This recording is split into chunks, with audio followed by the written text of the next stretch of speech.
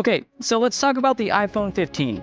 This year, we're seeing more than one change, but is it worth upgrading to this year? Let's go ahead and find out.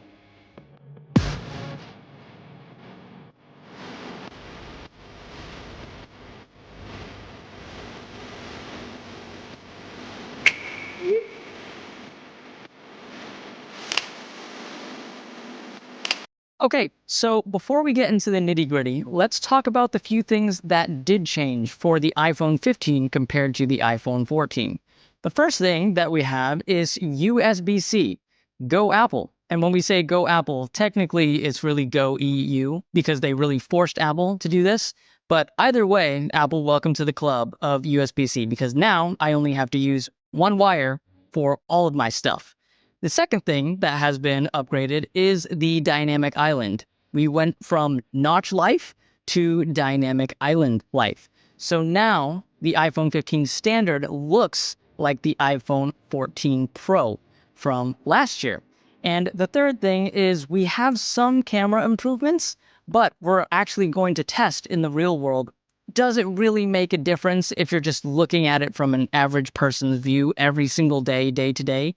Is it really drastic enough of a difference to upgrade to? So let's go ahead and really take a little bit more of a detailed deep dive into some of those things. Alrighty, so let's go ahead and talk about performance for the iPhone 15. Like you would come to expect for any Apple iPhone product that comes out these days, snappy, fast, reliable.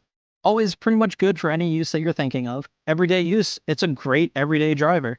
I will say that these phones are surprisingly powerful. They can be used for a lot more. You can probably do some sort of mobile gaming on it.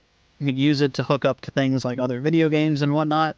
But that's not really what I use mine for. I use mine just like an everyday driver. Texting, videos, sharing, everything you can think of our normal day does really, really well, and that's what it excels at.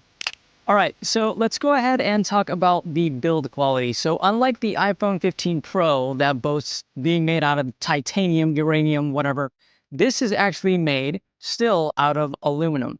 Now, I actually prefer aluminum to the titanium, as we've seen in the jerry-rig everything videos where the iPhone 15 Pro Max actually snaps. And I don't know if it has to do anything with the aluminum build durability or the aluminum versus titanium conversation, but as far as this one goes, I've been testing this phone now for about 2 weeks, and I don't see any issues so far with the build quality. I'm actually very impressed. iPhones are usually known to be very sturdy, and I feel like this one kind of holds the same level of quality when it comes to build. That's just my personal opinion. If you guys have had other experiences about the build quality specifically for the iPhone 15, go ahead and leave it below in the comments. But at least for me, my experience has been quite positive. So let's go ahead and talk about the speakers on this iPhone. So not really surprising, but the speakers are actually pretty great. I know iPhone's kind of known for it. Their speakers are always really good. But I have to say this one, for as thin and small as this phone is, it's actually really surprising how well it comes across. I mean, I just watched a video on this thing at max volume and no peaking. Everything came across, there's very little, if any, distortion at all. And I have to say, really surprised by how it sounds. Overall, almost has like a surround sound kind of feeling to it. So, pleasantly surprised. All right, so let's go ahead and talk about the cameras really quick on the iPhone 15. Let's screw the numbers for a second, all right? Let's screw the spec bump, and let's actually look at some real-world photos to see if you can tell the difference.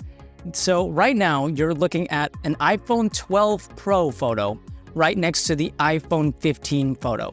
Now, the iPhone 12 Pro is 3 generations before the iPhone 15, and that's what you're looking at. Can you actually tell a difference?